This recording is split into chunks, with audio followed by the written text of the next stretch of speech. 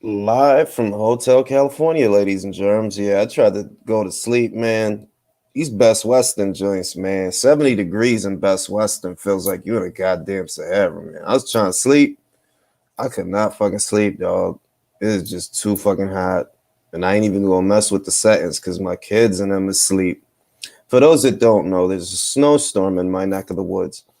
And the last time there was a snowstorm, all the power got knocked out to the county. So we're just doubling down and making sure that we're out of the county should that happen again.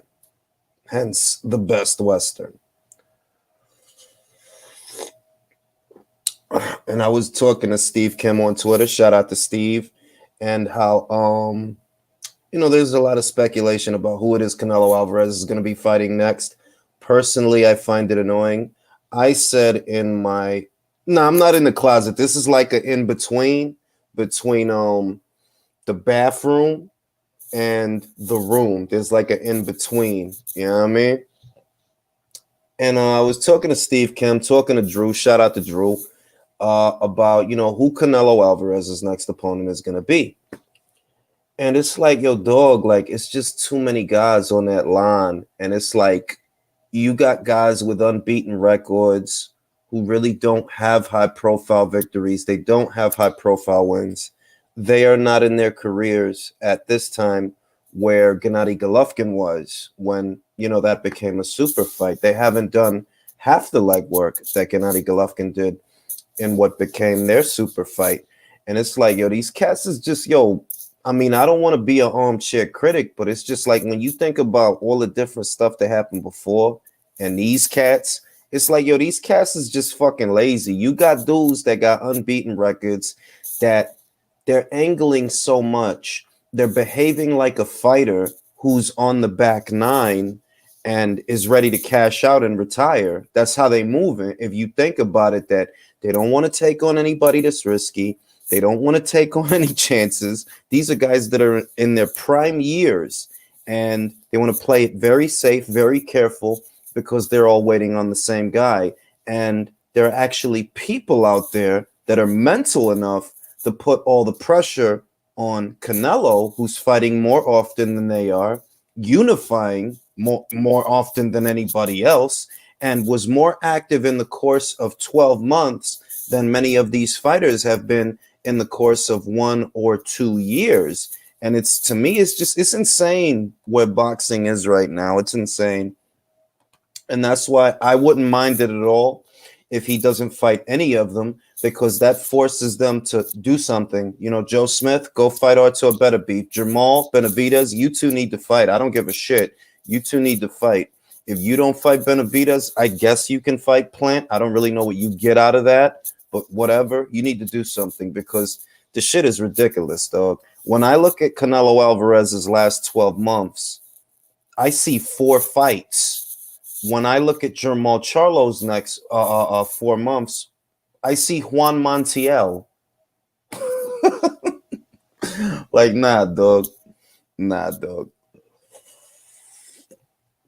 Oh, yeah, we good, Sawab. We good. I was just doubling down in case you missed it.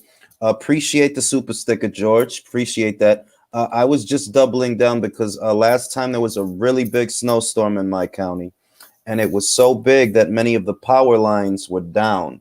So, in order to play it safe, and not get stuck out there like that, decided to take the family, ride the storm out in a hotel. If the roads are clear in the morning, cool. If they not, cool also.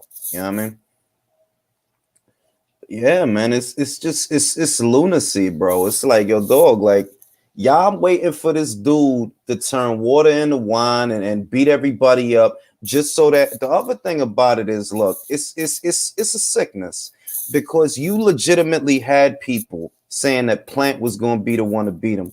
Plant is going to be the one to beat him. He was good enough for some of these guys to actually pick Plant to win the fight, only for Plant to immediately become bullshit as soon as the fight was over.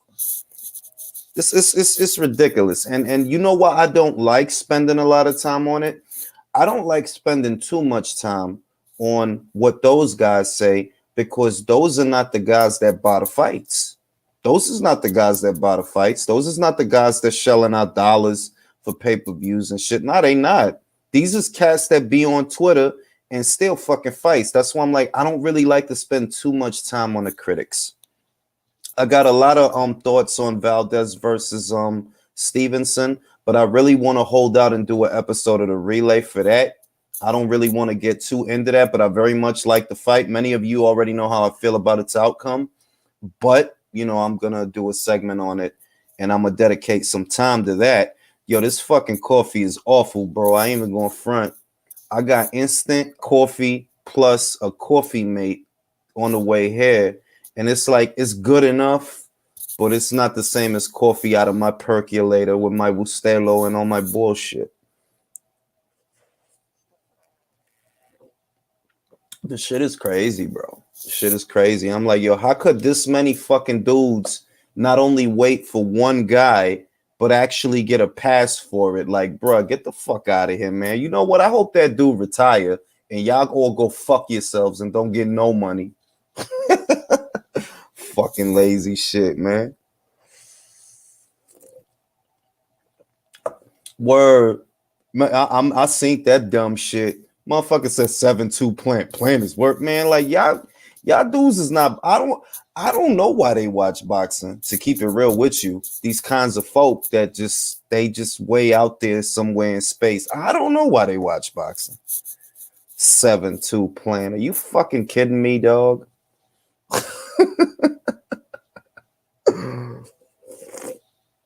But yeah, man. So I was thinking about that. I would like to get Steve Kim on here and have this conversation. Actually, let me post the link for the people on Twitter. We could shoot the shit. Hopefully, I get tired enough to get some goddamn sleep. Yeah, man. It's just wild where boxing is right now. It's just wild. Post the link for the people on Twitter. Late night, disgusting hotel coffee talks. Man, this shit tastes bad, dog. But instant coffee isn't meant to be good.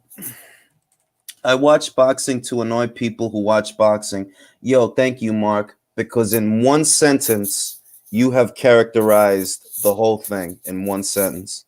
I watch boxing to annoy people that watch boxing. In a nutshell, I honestly believe that that's what it is. It's like, yo, dog, you watch boxing so you could get online. You ain't paying for boxing, first off, and cut the shit. Because if you was paying for boxing, you could produce your receipts just as easily as I do. I wear it as a badge of honor to show that I support the sport financially. I pour money into the sport. I'm not sitting here stealing shit and making money from it and not putting nothing into it. So I post my receipts like a badge of honor. And you got these guys, and it's like, yo, the only reason you watch is just to jump online and say a bunch of dumbass shit. 7-2 plant. Are you fucking kidding? This shit is wild, man. This shit is wild, bro. Oh, shout out to Slot Tendencies. You seeing the Tio Camboso's Twitter stuff? Yes, I am. I was gonna do a segment on it, but I can encompass my feelings in a few sentences. Time is of the essence for George Cambosos, and time is of the essence for Devin Haney as well. They need to hurry up and do a deal, because if I'm being completely honest with you, and you guys are being completely honest with yourselves, what kind of chances do any of you give either of them against Vasyl Lomachenko? Because he's coming. One way or another, he's coming. Whether Devin and George fight or Devin and George don't fight, one of them facing Vasyl Lomachenko is an eventuality. It could end up being George if the Devin Haney fight doesn't happen. If it does happen and say Devin Haney beats him, okay, well then you're the one that's going to have to fight Vasyl Lomachenko. But one way or another, he's coming, and time is of the essence. And I got nothing against George. I got nothing against Devin Haney. But just looking at the situation and looking at what Vasyl Lomachenko has left, you can argue that he stands a good chance of beating either one of them. So they need to hurry up and do a deal and get their own fight done. Is Pulev just going to be beating up MMA fighters for the rest of his career? Easy money. I mean, look, if he could get six-figure paydays doing what he did to Frank Mir, I don't see why he shouldn't keep doing that shit. He fucking won like he had to have won like six figures from that fight off of one good hard shot that he landed, and bing, there's the check. So I mean, if he getting money, shit, why not? It's better, you know. I mean, he did his thing. He fought for, you know, he challenged for world titles more than once. He challenged Vladimir Klitschko when he was champion. He challenged Anthony Joshua and got fucking smoked. So you know, I'm not mad if Pulev wants to just make some side money beating up MMA guys. It's not like he's stopping anything in boxing and doing so. So I also wanted to spend a little bit more time on the documents for the Terence Crawford case against Top Rank, because you know we kind of freestyled it, we kind of winged it, and we gave our immediate thoughts. But I actually wanted to take a closer look and just kind of like put it under a microscope, the logical fallacies in association with the complaint and how it doesn't make sense. You know, there's one part in the complaint where they bring up how Bob Arum disparaged Terence Crawford's marquee value in reference to one of the more recent pay-per-views. And they countered that by bringing up the Jeff Horn fight, which is a logical fallacy. If Bob Arum, for example, is referencing the Amir Khan fight and how that fight lost money, how they took a loss on that fight, you can't bring up a fight that took place before that to try and debunk it. It's just a statistical fact. If you lost money on the Khan fight, you lost money on the Khan fight. The fact that the Jeff Horn fight was a more successful fight doesn't change that you lost money on the Amir Khan fight or that you lost money on the Sean Porter fight. It doesn't change. I mean, it's only slander if it's not true. You know, it's only slander. It's only defamatory if it's not true. But if it is true, when they produce the receipts, if they have to, if the case doesn't get thrown out, when they produce the receipts that show that, yes, Top Rank took a loss on those fights, and maybe Bob Arum was being an asshole in putting that out there. I think he was being an asshole. I wouldn't have did that. But being an asshole is not a hate crime.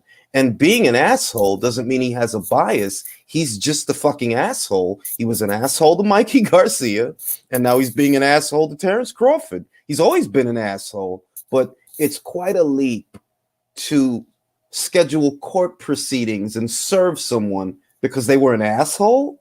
Come on. It's childish. Deed says being a slick boxer isn't enough to be a slick boxer. How fucking slick is Jamal Charlo, dog? Juan Montiel was piecing him up. Appreciate that, Napoli. Glad to have you on. And it doesn't make sense because I really wanted to give it a closer look, and I want to pull up some of the images. You know, this image here states, okay, Top Rank is a boxing company founded and led by Arum, who has been called out as a racist by numerous individuals in sports and entertainment industry, even has made millions of dollars exploiting individuals of color, including Crawford. It is painfully clear that Top Rank, and especially Arum, judges people based on their race. Arum sordid history with athletes of color, especially black fighters, and his bias favoring white and Latino fighters is well documented, known throughout the boxing world. And the fallacy with that is that, you know, I've brought this up. Your legal counsel, who is representing you, also represented Mikey Garcia in his case against Bob Arum. So how could the same lawyer that represented Mikey Garcia, a Latino fighter that alleged that he was being mistreated, how could you also represent Crawford and say that, oh, well, Latino fighters get preferential treatment when you just represented a Latino fighter not that many years ago who you alleged was being mistreated? It can't be both, in other words. If you're saying that Latino fighters are getting preferential treatment from Bob, but you just represented a Latino fighter that wasn't getting beneficial treatment from Bob, it does, you know, he seems like an ambulance chaser to me.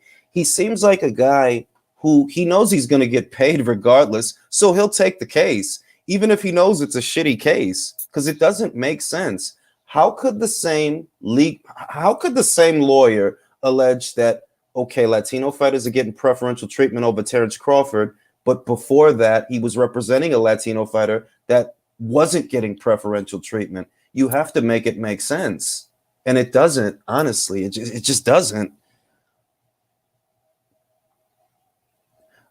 Give me a second, because I'm going to fly solo a little bit, Mark. I want to fly solo a little bit. Thank you for that, Sly Tendencies, because that's how the case reads to me.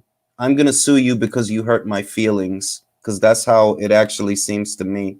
There is not an instance that is being described yet. I don't know if there will be evidence presented, audio or video, or something that actually characterizes the bias outside of these anecdotal instances and anecdotal comments and hearsay and conjecture. You can't sue someone for $10 million based on the conjecture and hearsay of other people, because that doesn't prove that something was done to you. You have to prove that something was done to you that caused you damages in excess of $10 million. Arum makes no secret of his deep-seated bias against black fighters. For example, he called legendary black boxer Floyd Mayweather soft and claimed that he shoots up cars. And okay, he calls Floyd soft. He says that he shoots up cars. What the hell does that have to do with him owing you $10 million? And where do you get that he said what he said about Floyd based on this? For all you know, he said what he said about Floyd because he knows Floyd, or he knew him at that time. And if in Bob Arum's opinion, Floyd Mayweather is soft, what, that's is he speaking for anyone who looks like Floyd? No, he's speaking about Floyd. You're the one that's doing the generalizing, and that's what I see here. When you use something that Bob said about Floyd and you try to apply it to everyone, it's not that Bob was making a generalization. It's that you're making a generalization because you think that Bob is supposed to go easy on Floyd just because you have something in common with him. The one making the generalization, seems to me, the one making the generalization is Terence Crawford's legal counsel. Whatever Bob says about Floyd, he's saying about Floyd. Now, if Bob said X, Y, and Z, fighters of X, Y, and Z, okay, now you're cooking with rice. But if Bob said that Floyd is soft, what the fuck does that have to do with Terence Crawford? What does that have to do with Terence Crawford? Did he say Terence Crawford and Floyd are soft? No. He was talking about Floyd. And he's not allowed to think that Floyd is soft? There's a lot of people that think Floyd is soft. After the Chino Maidana fight, in the Chino Maidana fight, when he claimed that Chino bit his gloves, it was mad motherfuckers calling him soft because of that shit. I'm not, and I'm not saying that I agree with them. I'm just telling you that there were people that was like, yo, this dude is soft. Like, why are you crying like that? Like, he bit you? What are you talking about? So you saying that if Bob Arum calls him soft, that's a epithet? Is that what you're saying? It doesn't make sense, bro. It doesn't make sense. Shout out to Open the Gates. I appreciate that. You know, it just doesn't make sense. So let me go back to another instance. Claimed he should reinforcing an invidious racist stereotype with no basis in fact. Let me go back. No basis in fact. He constantly mocks rival promoter Al Heyman, who is a black man. And I read that and I almost didn't believe what I was reading because I'm like, so what are you saying, that because he mocks his professional rival the same way that he mocks Eddie Hearn, who is also his professional rival and happens to be a Caucasian man from England, never mind that he gives them both shit. It's not like he's nice to Eddie Hearn or he ever says anything nice at all about Eddie Hearn. He doesn't say anything nice about Eddie Hearn. But because he's mocking Al Heyman, you want to turn that into what, like a hate crime? So is Al Heyman supposed to be off limits? He is not allowed to say anything about Al Heyman on the premise of this. I'm telling you, the lawsuit kind of just seems like what you don't want. See, you don't want equality. You don't want equality. You don't want even treatment for everyone, because what I see about Bob Arum is that, yes, he is a fucking asshole, but he's an asshole to everyone. He's an asshole to, he'd be an asshole to me. And I, I like that. Yeah, if you're gonna be an asshole, be everybody's asshole. Don't just be an asshole to this guy or these guys or that guy. No, you be an asshole to everybody. And Bob Arum is an asshole to everybody. He was an asshole to Mikey Garcia. He was an asshole to Guillermo Regandiao and Floyd and Terence. But he's an asshole to a lot of people. He's an asshole to Dmitry Bivol, a Russian. He just called him boring for no good reason.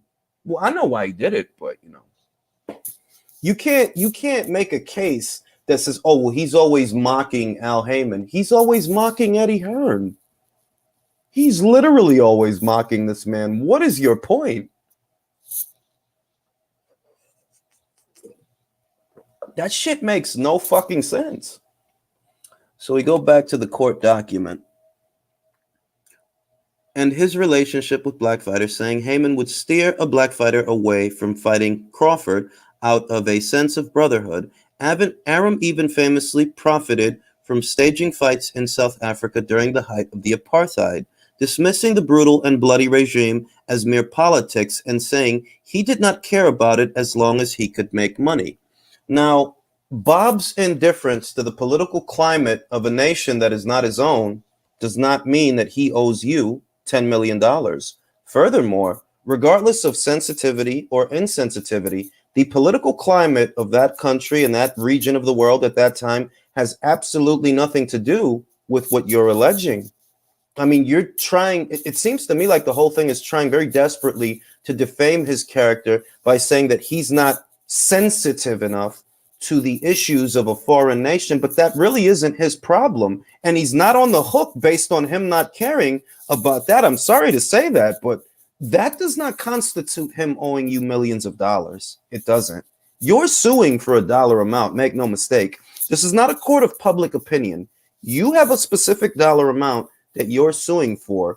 What does this have to do with that? In what way is bringing up that, oh, well, he had fights during the apartheid, or he was trying to stage fights during the apartheid? In what way does that make him liable for money that he owes you? What do those things have to do with each other? And this is why I say that the case is frivolous, that it seems like they're just trying desperately to defame his character by bringing up these instances that have absolutely nothing to do with Terence Crawford. That has absolutely nothing to do with Terence Crawford's tenure at Top Rank and how he was treated. I read through the whole thing looking for something that characterizes mistreatment of Terence Crawford. Not what he said about Floyd, not about the apart. No. What did he do to you is what we need to know. Because if you're suing for a breach of contract and you just sue for a breach of contract and you keep it at that, you and your legal counsel, Brian Friedman, went to great lengths to assassinate this person's character, yet you're not detailing what did he do to you.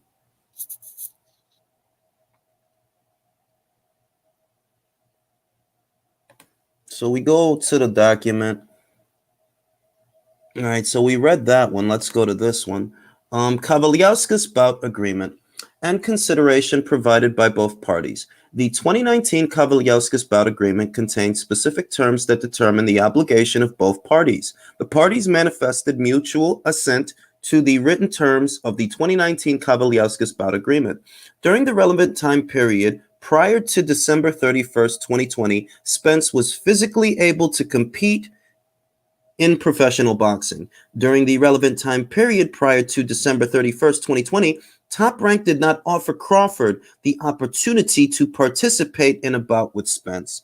And that is very divisive and very, how can I put it? And they can disprove that easy. Like that's going to be easy because Spence wasn't medically cleared to fight or spar until September of 2020. He was medically cleared by doctors to return to action. We all know why, because he was in a horrific car accident at the end of 2019. So he couldn't fight before that. So why would Top Rank have offered him a Crawford fight before that when he couldn't fight, right? And once Errol Spence Jr. was medically cleared to fight, we already knew who he was going to fight. He was going to fight Danny Garcia. Moreover, say there's no car accident. No car accident. Errol Spence Jr. publicly stated that he will not fight on ESPN well over a year prior to 2020 and prior to the accident. He said in plain English, I'm not fighting on ESPN, but you're going to blame Bob for not making him an offer? Like I said, it makes no sense. Yo, IQ, let's be real. Mayweather only try to keep PBC alive because they ain't making money. That's possible. That's entirely possible. I think that a lot of things are possible right now, Jonathan, and I wouldn't dismiss that. But like I said, how can you say that Bob owes me money for not offering Errol the fight when Errol was incapacitated for most of 2020? He was not medically cleared to spar or fight till September. Okay, that's well into 2020. All right, he didn't fight January, February, March, April, May, June, July, August, September, October, November. He didn't fight till December of 2020.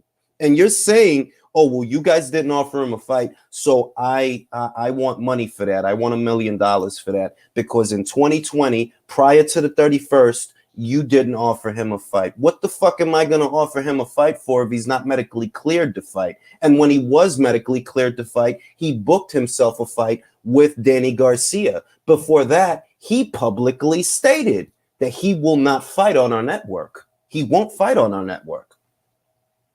I mean, it's like I said, it's kind of frivolous. And that is going to boil down to what's in the fine print. I don't know. And I struggle with that one, that Top Rank promised him this in writing on paper.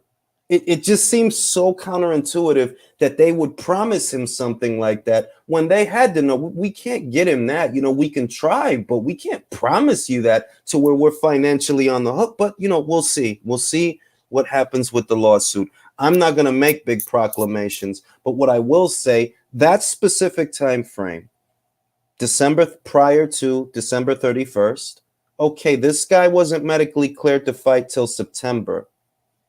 We offer him a fight before that. It's not like he can take it, and it's not like he wants to take it, because he publicly stated he won't fight on our platform.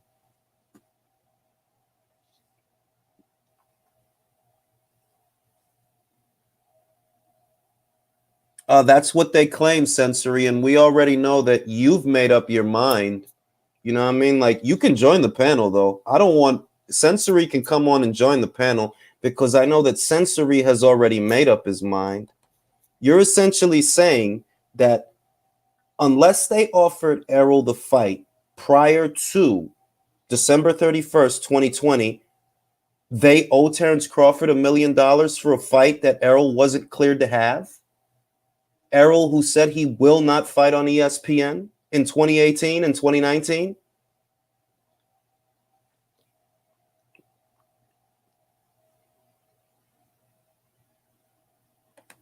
Shout out to Karma.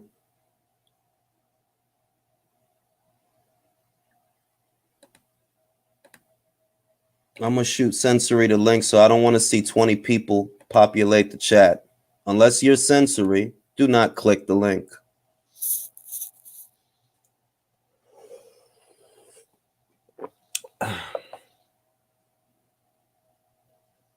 Well, that's the other thing that works against Terence Crawford's case. Terence Crawford publicly stated more than once that he is past the Errol Spence Jr. fight, that he's not chasing that fight anymore, that as far as he was concerned, he's past it.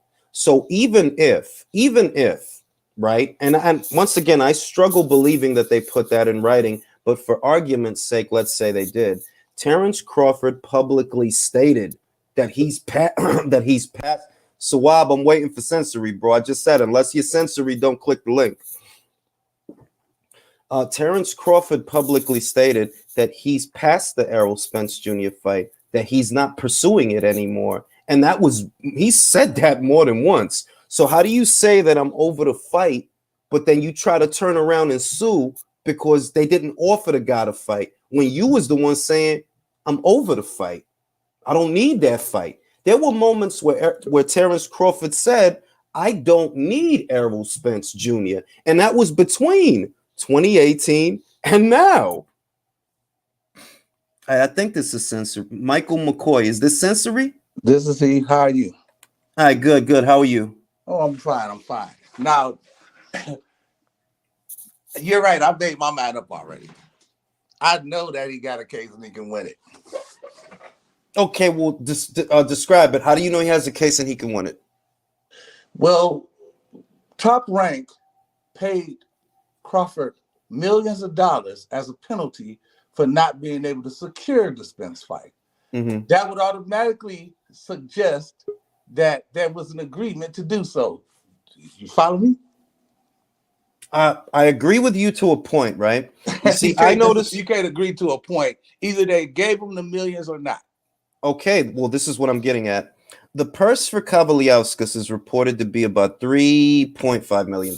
Okay. The purse for Amir Khan is substantially more. I see that it's about 4.5 to Crawford or 4.8. I forget the number, but I know it was more than the Kavaliauskas purse. The Sean Porter purse is considerably more than that purse. The Sean Porter purse is 2 times the amount of the Kavaliauskas purse. So what I'm wondering is, okay, well, you got paid considerably more for each one of these fights, and each one of these fights was not the Errol Spence Jr. fight. So when I see that you got 3 for Kavaliauskas and 4 for Khan, or 4.5 for Khan, well, that might be the bonus right then and there. Well, you're correct in that, but the premise is faulty, because what we could argue is that Crawford, if you want to say he was overpaid, which I don't say that, but let's say he's overpaid. He was being overpaid because Bob fumbled the Pacquiao fight. They overpaid him to keep him on Top Rank. This is obvious. However, let's go to the Mean Machine fight. Bud turned that fight down initially. Mm-hmm. They convinced him, this is where the fraud comes in, to take that fight with a promise of a Spence fight. This is where we get the $1 million per bout that they don't get Spence. This is in the documents. Mm-hmm. You can't get around that. They either promised, that's a breach right there. If they didn't give it to him, it's a breach. Now they say, oh, well, it was COVID. Well, they were fighting in the bubble during COVID, so that's not an excuse. Wait a minute. You're talking about 20. All right. See, there's several things wrong with what you're saying, because you're going back on your own word right now. What's that?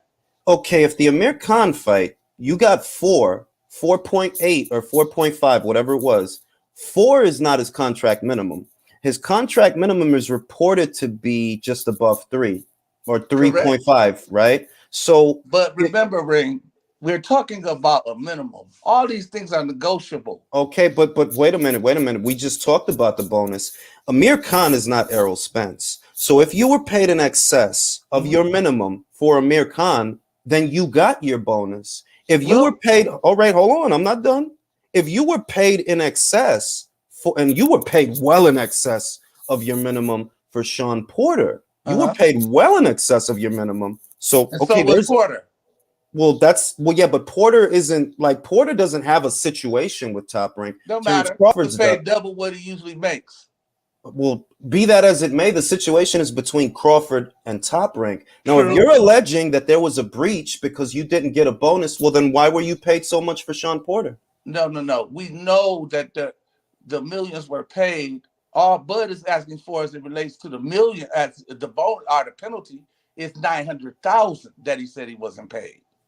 Okay, and we've established that you got paid above your contract minimum for the right, but what did he get paid above the contract minimum for is where it's nebulous.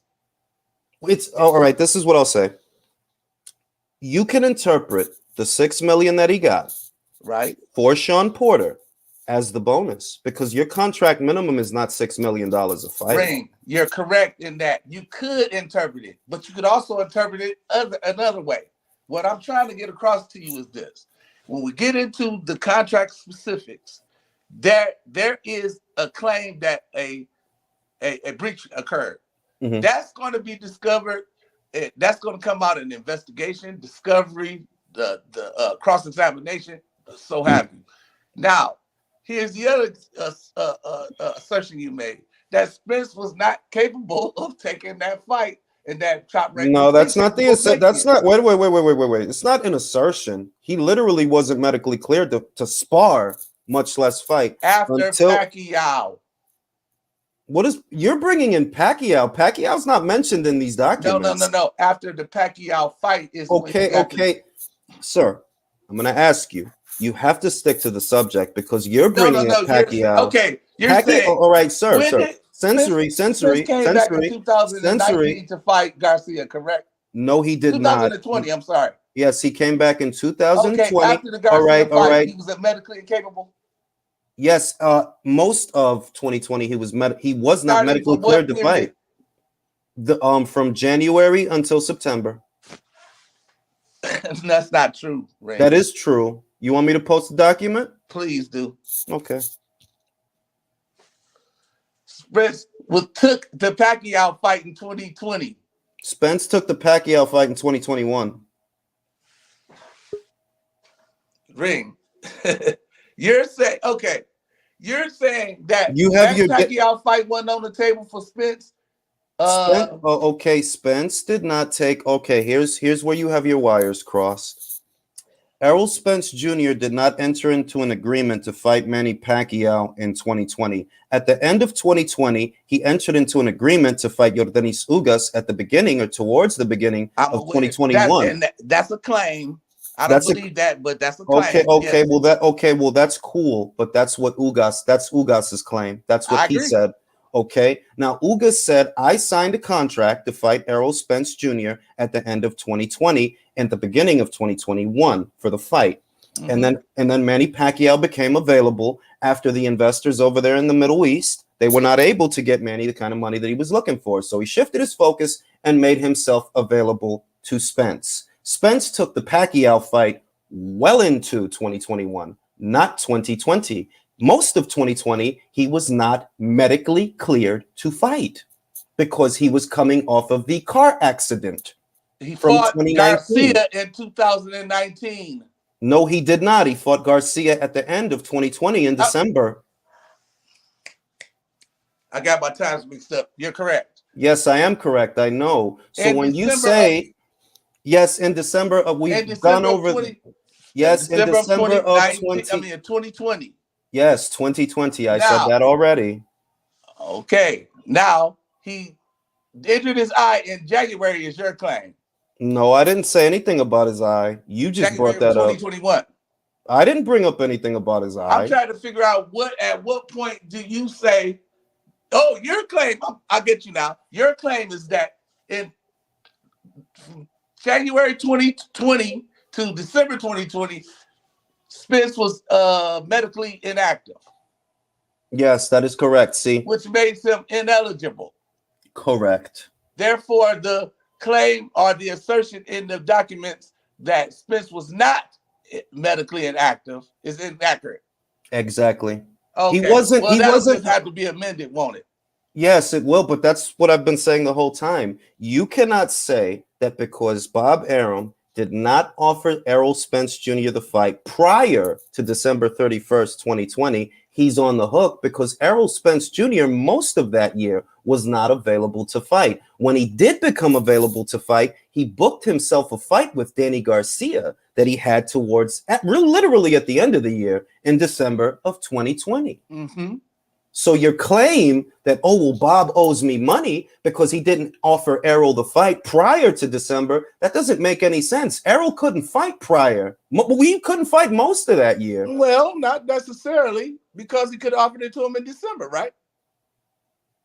Not necessarily. No, it says December 31st, the last day of December, right? Yeah. And in the last day of December, Errol Spence Jr. entered into an agreement with Yordenis Ugas to fight Ugas the following year. Errol Spence Jr. himself stated that he would. Wait a minute. You gotta stop talking over me. I'm following you, but let me just get some clarity here. Now, you're saying he entered into an agreement with Ugas. That's been reported. I get that. However, what I'm saying is was an offer made?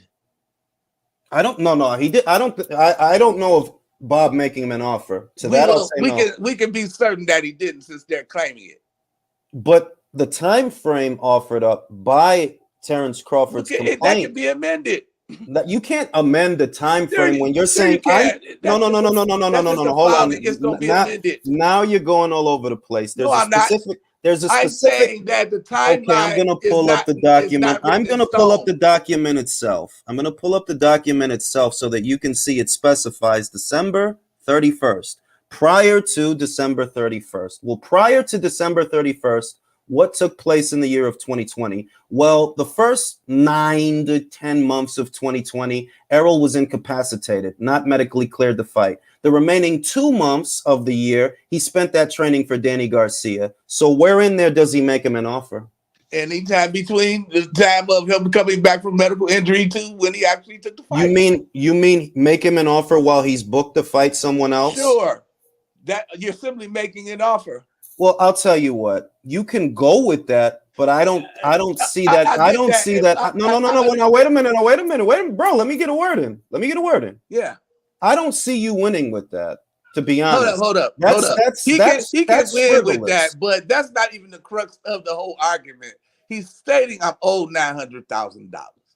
He can get that money. However, the core of the case is not that at all. The core of the case is that through racial bias, I was cheated out of opportunities. And here's an example, Earl Spence. Here's another example, Shakur Stevenson versus Valdez. Here's another example. As it relates to Bob's revolting racial bias, as they want to call it, they're laying groundwork and they're saying, this is the mindset of this person. And none of that constitutes a racial bias. Sure, all of that, bro. I let you talk. Dog. I let you talk, and I didn't interrupt you. Please don't do that. Do that for you. Okay, so please. Okay, now you're not constituting where a racial bias against Terence Crawford costed him a fight. You're not, because Errol Spence Jr. himself, before any of this came about, stated that I will not fight on ESPN. He did. So if you didn't get an Errol Spence Jr. fight, well, Errol Spence Jr. is not a top-ranked fighter that you were deprived of fighting. Bob Arum cannot make Errol Spence fight you. He literally fights on other networks.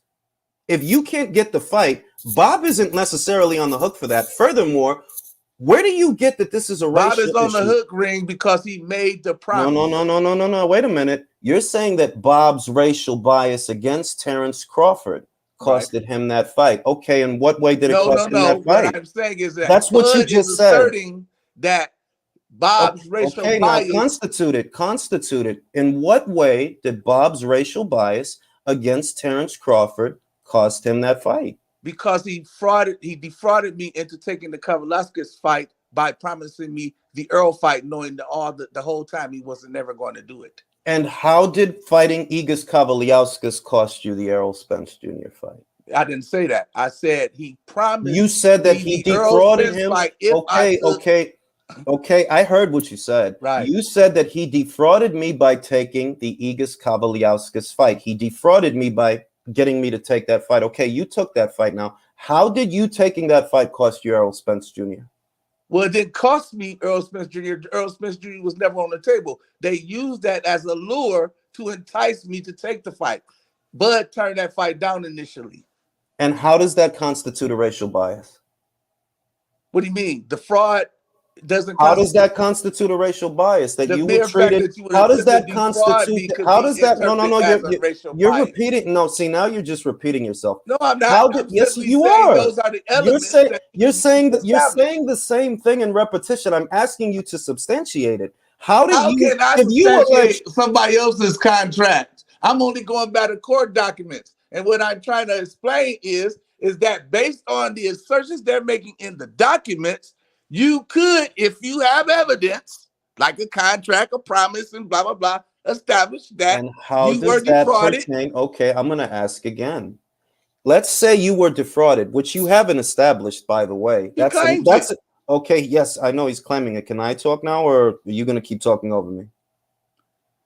But All right, now you're making claiming. assertions when Okay, you okay. stand Now. First off, you're claiming. We don't know that you were defrauded yet. We don't Right. know. We'll see if you were. Right. But you're claiming that you were defrauded, right? Now, on what premise is you being defrauded related to the color of your skin?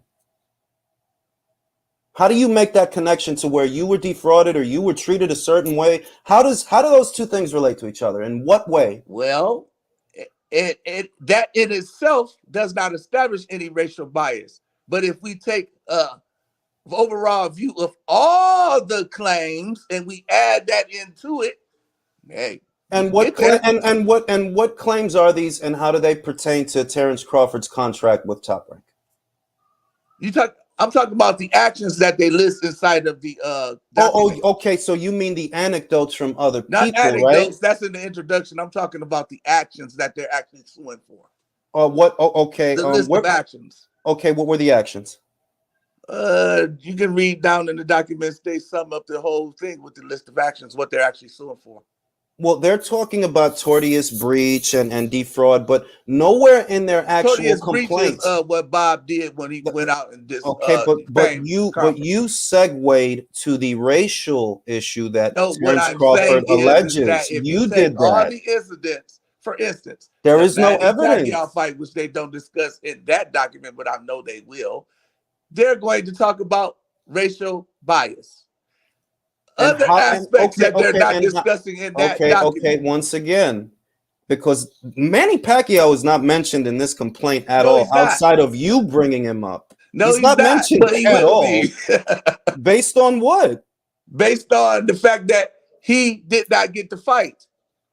And him not getting a Pacquiao fight makes Bob Arum a racist? Is that the case? No. So you keep using words like he's a racist. That's racial bias. What he said was racial bias. Okay, racial bias. Right. Manny Pacquiao stated that he would take the fight for $40 million. That's what he stated. And they tried the second time. Yeah, the second time. Because that's the more recent time. And they were unable to get Manny the $40 million. Thus, Manny did not take the fight. So they claim, okay, but what does that have to do with race or a racial bias? Did the fight happen? What does that have to do with race or a racial bias? Okay, I'm asking you, did the fight happen? No, the fight didn't happen. All right, now, what does that have to do with a racial bias? Hold up, Ring. The fight, I'm saying what we know. We know the fight did not happen. We know they tried to make the fight, they claim. Now, these are the things that they'll discover in the trial. Well, let me put it another way. Make the fight. Okay, so let me put it another way. If you're taking Bob Arum to trial because you as a black fighter were unable to get a Manny Pacquiao fight, right? Tim Bradley's going to kill your case because he's a black man that got the Manny Pacquiao fight. And they made that. See, it's not a thing of a color per se, because a lot of black people could come up and say, well, I cut Mr. Arum's grass and he's always been fair to me and I'm black. That shit don't mean nothing. We're talking about environment. No, wait a minute. You're all over the place right now. No, I'm not. I'm saying the points you're making are pertinent to the actual case. But bringing up South Africa and apartheid in the case is? Sure, because it established. Was Terence Crawford present in South Africa during apartheid? No, that has nothing to do with Crawford. Does that have anything? Wait a minute. You're bringing. See, this is what you're doing. You're using the character references that they're making in reference to Bob Arum. Oh, this, that, and the other, right? Okay, now, hold on. Israel bring. Okay, that's your cool. mindset. What I'm trying to tell you is you do realize that there is an equal and opposing argument on the other side of that. Of course. And it's not one way, which is why I say that you've made up your mind already. No. Where you say that he has a case. You know, I've talked to a lot of people about this thing, and I got to tell you, they're saying the opposite. We'll see what happens. Well, we'll see. But what I'm telling you right now, what I see now. Hold on. No. Wait a minute, dog. You got to stop trying to monopolize the conversation because that's what you're doing. Okay? I apologize. Now, where you say that, oh, well, the case is that Terence Crawford didn't get a Pacquiao fight, right? Even though that's not One mentioned at all. instance. Dog, let me finish. You're saying that because Terence Crawford didn't get a Pacquiao fight, that somehow relates to the racial bias against him, right? No, Okay, I'm well, saying it could. okay, it could. And I'm saying, I'm saying that it can't. And you know why it can't? If Top Rank as a company, Top Rank, who you're talking about and suing, if Top Rank as a company wanted to prevent black fighters from getting Manny Pacquiao fights, they wouldn't have made 3 Tim Bradley fights with Manny Pacquiao.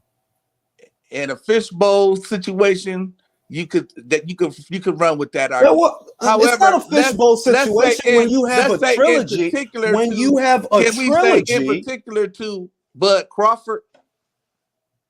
Yes, we can, because your complaint is not exclusive to Terence Crawford. Sure You it are is. attempting. No. Wait a minute. You're attempting to establish pattern history of the mistreatment of black fighters by Top Rank and Bob Arum as a company. No, so it's not exclusive. You brought up no, not you. I'm telling you, you're all over the place. I'm taking the position they're coming from, and I'm saying what they're really trying to establish is this is the environment based on the mindset of a particular person, that person being Bob Arum. And what I'm is the saying, leader or the president or owner of Top Rank. And I understand that. But what you have to understand is when you go as far as bringing up other fighters, not exclusive to Terence Crawford, you also bring up, well, they brought up, I should say, this is what his legal counsel brought up. Right. His legal counsel brought up other fighters. So he's trying to establish pattern behavior and a history of mistreatment of black fighters. Now, Right. Tim Bradley fought under the Top Rank banner. Tim Bradley said that he was never mistreated by Top Rank. And if your goal is to establish that you were deprived of fights on the premise of the color of your skin, Tim Bradley himself debunks that argument. Because he, like you, no, wait a minute, let me finish. Because this is what's going to happen. This is what's going to happen. You can't sit there and say that I didn't get a Pacquiao fight because I'm black when Tim Bradley got 3 Pacquiao fights and he's black. That's not going to work. So what you're saying is racism in itself or a racial bias cannot pertain to one individual instance then. It has to be universal. Yeah, because you're talking about universal treatment of all black fighters. No, he's not. He's talking about Terence Bud Crawford. No, he's not. He's talking about other black fighters. He literally says it right here. He's talking about. Hold on. No. I can literally read called out as a racist by numerous individuals in the sports entertainment industry and has made millions of dollars exploiting individuals of color, including Terence Crawford. That's right. Okay, he's just one of the fighters that they're referencing. No. I get that part of it. What I'm talking about, and the other frivolity addressing is Terence Bud Crawford. Okay, but we're going to use the reputation of Bob Arum as a whole amongst the boxing community to establish mens rea, state of mind. That's it. And you can try to do that, but no, you have to do that in every case. Now, I'll tell you what. The reason what you're saying makes no sense. Because if this goes all the way back to apartheid, the way that the complaint talks about, right? This is before Terence Crawford was even born. Right. If his reputation were as bad as you claim it is, you wouldn't have signed to that company 2 times. No, that's not true. Yes, it is. It kills your argument. That shouldn't, and it couldn't, and it didn't preclude me from doing business with Top Rank. But you're saying that Top Rank. No. You can't have it both ways. You cannot claim. Oh well, I think that's what you want, but I don't think that's what's going to happen. I think that's what you want. Did Bob Arum do business in apartheid era South Africa? Did he or didn't he? Oh yeah, he did. But what does that have to do with Crawford? That is a character strike against him. Now let's go further. Wait a minute. No. Fight or didn't he?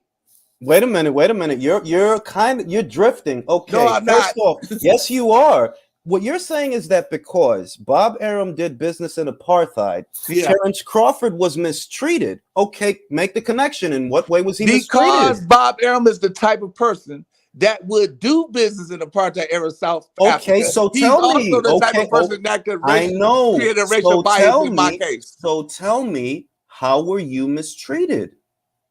Well, here's the You thing. know, court. How He were you said, mistreated? How? In what way? Bud added a proviso, and his lawyer added a proviso in the documents that stated any parties using other names, those that creates an environment where they can add to it other people. However, they are also stating possible breaches. That means after investigation, we can find evidence of breaches and introduce them. Well, They don't hold on, wait a detail minute. See, every this is injustice what that I mean. Crawford. This is what I mean. You're back to breaches. Okay, the breaches pertain No, to the two whole things. thing is breaches. It's Okay. based. No, He's it doesn't. saying, No, it doesn't. They're very specific about what they're talking about when they talk about the breaches. They're talking about him getting 2 fights in 2019, and they're talking about the bonuses he was supposed to get every time he doesn't get Errol Spence Jr. In what way does that characterize or substantiate racial bias against a particular group of people? You're not. You're just. it's not a You're group of going in people. a It's loop. against You're going in a Bud loop. Crawford, and he's saying since this He's person not is a just Nazi. but he's not just talking about himself. They No. mentioned What other I'm trying to point fighters. out, Ring, is he's saying since this person is a Nazi, he is capable of doing anything. Okay, and how have you proven that he's a Nazi? Yeah, well, it's proven in court. You can't prove it in a filing. Well, you can't use an unsubstantiated claim as proof of another Substantiate unsubstantiated the claim. Ring, in court. You can say anything in a But this filing. is, yes, I know, but that's what you're doing. I'm asking No, I'm you. not. I'm saying what the filing says. I'm asking you, okay, if this claim has been unsubstantiated, when I ask you a question, why are you giving me an unsubstantiated claim? That's what you're doing. I'm asking you. We're not in court. I'm asking you. You're okay. Here's something to substantiate that Top Rank is biased against black fighters. The NBF board. Okay, now you have to prove that. In what way? If given the time, I can prove it. Okay, prove it. But I mean, I could prove it not by my own. I saw it. Okay, I can pull up here's what I'll tell you. Saying they did. Okay, that's anecdotal evidence. Well, that's good enough. That's hearsay and conjecture. You can't it's not. Yes, it is. It's hearsay. It's hearsay. Hearsay is what I'm doing. If I get the people who've seen it to say they did it, that's not hearsay. That's hearsay. This is hearsay. This claim is hearsay. What I'm doing right now by mentioning it is hearsay. Yes, and what this claim is. I got the actual. Yo, dog, are you gonna let me talk? Are you gonna let me talk, or do I gotta mute you? No, I'm not finished with the point. Because you're literally talking over me every time I try to get a word in edgewise. You asked me a question, man, and you already answered it. Now, here's the problem with your argument: is here is what you keep trying to skirt around. When you bring up things, yes, you are. When you bring up things that Dana White said, and things that Floyd Mayweather Jr. said, and things that other people said, not yourself, that is hearsay. Well, then and you know that. No, I'm not done. Okay, finish. You know that is hearsay. Floyd is not stepping forward on your behalf, as a character witness. He's not now. If he does, okay, now it's not hearsay. But until he does that, when you bring him up in this complaint, okay, that is hearsay and conjecture. No, it's not. Yes, it is. It's making because you can't use hearsay and conjecture as evidence of something. That's like trying to define a word by repeating the word. You're correct. You can't. But if I substantiate it by calling a witness, it's not hearsay. Well, I just said that. I know. And I said it before you did. No, you didn't. I just said what I'm doing right now is hearsay. If I go and get the actual people who said they saw it, that's not hearsay. And what did I say before that? You mentioning Dana White and what he said, and you mentioning Floyd and what he said, that's hearsay. Unless they're going to come forward and testify. It's black fighters. It's black fighters ring that have seen the board. Okay, and Tim Bradley's one of them, and he's saying the opposite of what Terence is saying, but you're throwing what he's saying out. Now, doesn't Tim Bradley work for ESPN? Yeah, because now this is the funny part. If the work environment is as inhospitable to a black fighter as Terence Crawford alleges, Tim Bradley wouldn't be there, would he? because that's what's going to come up. I like Tim That's what's going to come Bradley. I up. think Tim But Bradley was a it's great not. athlete. Listen. It's not about whether I like him or you like him. No, what I'm If trying the to point out, environment, is the way that Terence Crawford, if the environment is as Terence Crawford alleges it is, right? Tim Bradley got 3 Manny Pacquiao fights where you say that Top Rank's racial bias against Terence Crawford prevented him as a black man from getting a Pacquiao fight. Tim Bradley, as a black man, got 3 Pacquiao fights. Tim Bradley, who is still employed by Top Rank and ESPN, who is also saying the opposite of what Terence Crawford is saying. Right. Now we have to ask, why is he saying the opposite? Is it he's saying the opposite because it's true? Because he's coerced? Or is he just a plain old house nigga? We can ask those same questions about the people testifying, or not even any, because nobody's testifying. It's hearsay. It's not hearsay when you just said it's hearsay. I said what I said is hearsay. What you're saying is hearsay. And I said when you bring up Floyd and something that he said, and when you bring up Dana and something that he said, that is hearsay up until the point they come forward themselves and testify. Well, now, to my knowledge, they're not doing that. If they do, then it stops being hearsay. Can we agree on this? That it does not make sense to list those people or those instances and not have an intention to prove them? I don't know what his intentions were. I'm not a mind reader. Well, I just know I know that. Listen, here's what I know. Here is what I know. These instances or these statements from other people, this hearsay, because that is what it is. Their hearsay has not been substantiated. That's why it's a little more than hearsay. That's the hearsay of other people. You are not substantiating or constituting the racial bias you speak of by bringing up some things some guys said when they didn't prove what they're saying. So how could you bringing up them and what they didn't prove be proof of anything? If I saw the board that said no black fighters amongst the list of white fighters. Do you have a picture of the board or some evidence of the board? Do I? Does Terence? Does anybody? He has eyewitnesses. He said that? Where in the claim is that? Well, that's not in the claim. Then what are you talking about then? What I'm talking about is why the claims are being made so they can. He said that there's a board. There's like a chalkboard that says that. There's a white board. Oh, there's a white. Okay, then how did Tim Bradley get the fight if there's a white board? Like I said, I can't speak to Tim Bradley's situation. I'm only going by what. All right, I'm going to ask you a question. I'm going to ask you a simple question. Please. Is Tim Bradley a black man? Yeah. I'm going to ask you another question. Did Tim Bradley, the black man, get 3 Pacquiao fights? Not just 1, but 3. He did. Did he not also get a Juan Manuel Marquez fight? Yeah. Did he not make several appearances on pay-per-view? Yes. So where is the bias against him? If it's not that, where's the bias? Because Terence Crawford is not just speaking on behalf of himself, and that is in his complaint. He is saying that there is systemic racism in Top Rank as a company, and he is just one of the fighters that has been affected by it. Okay, tell me, how were you affected by it? And if the answer is, well, I didn't get a Pacquiao fight, well, your case is out the window because Tim got a Pacquiao fight. He got 3 of them. No, that's a false conjecture. It's not conjecture. It's not conjecture. It's not subject to belief. Tim literally got 3 Pacquiao fights. That is not conjecture. The racial bias did not exist because Tim Bradley got the Pacquiao fights. No, I didn't say that. There you see, now you're all over the place again. Here's what I'm going to tell you. I didn't say it does or doesn't exist. I am using the example that you gave me. You told me, yes. Wait a minute.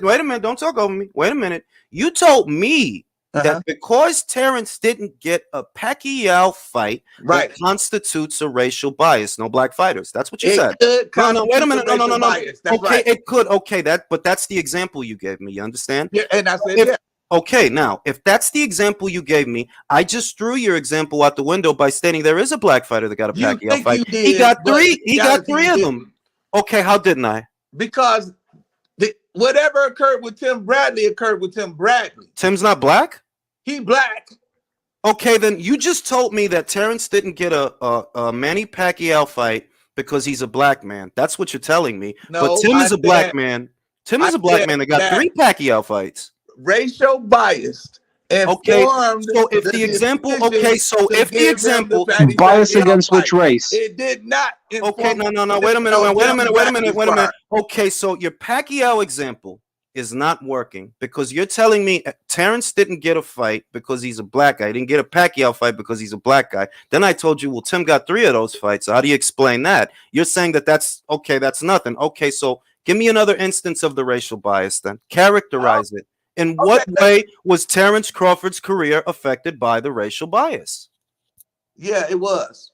Okay, so tell me how. Tell me how.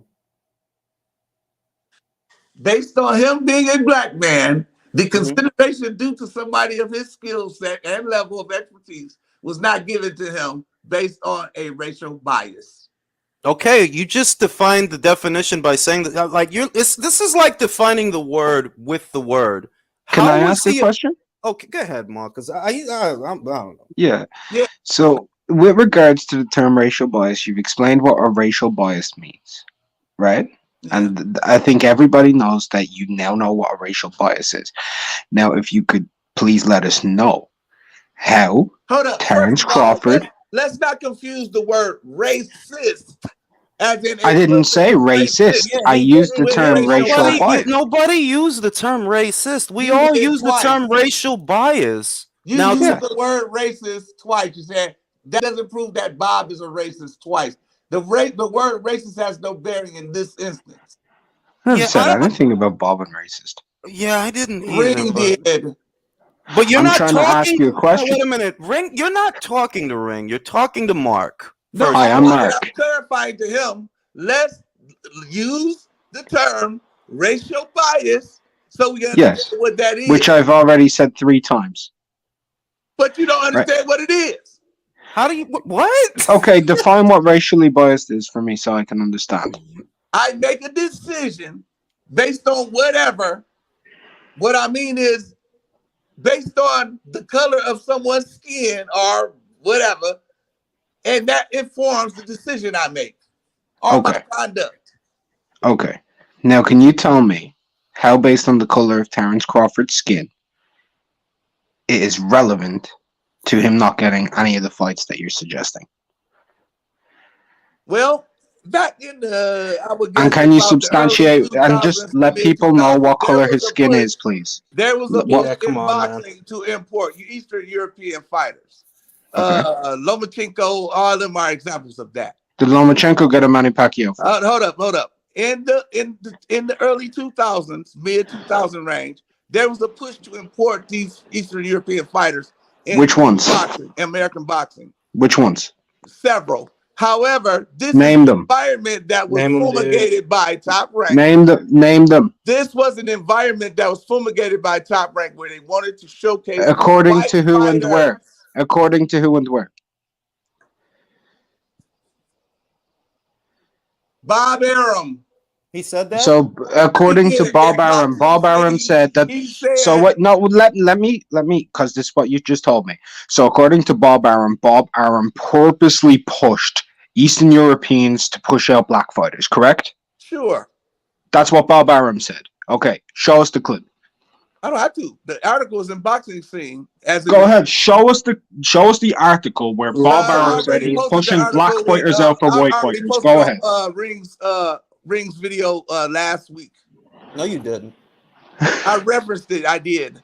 You know the article anyway. Listen, you didn't post any links. All right, this is the problem with and I'm gonna. Did Bob Arum have an interview with Boxing Scene where he talked about the lack of white fighters in boxing or not? Yeah, he said that a lot of the lack of white fighters in boxing. What's going on with that is there's white fighters in the UFC, and the white kids gravitate towards it because the fighters look like them. So that's leading to an uptick in sales. That's literally what he said. Right now, how does boxing rectify that? I think what you're trying to do now is paraphrase for Bob, and Bob didn't say. Yes, you are, because I saw what you're talking about, and Bob didn't say what you're saying. What did he say? He said the reason that so many white kids gravitate towards the UFC is because the fighters look like them. Right. That's what he said. That's he did. it. Now, if you're in boxing, How does that? No. Rectify that? Now you're paraphrasing. No, I'm not. Yes, you are. No, you're what I'm doing, You're jumping all over the place. You're jumping all over the place.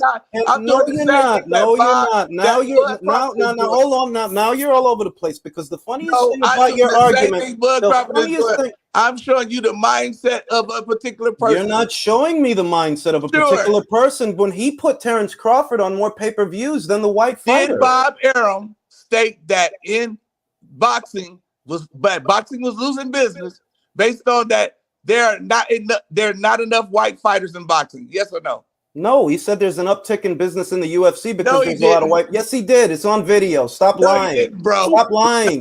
You're arguing. Bro, listen. You're arguing like a child, and now I know you're just lying because I saw that same interview. You're lying, period. No. You're lying. Yes, you're lying. You're lying.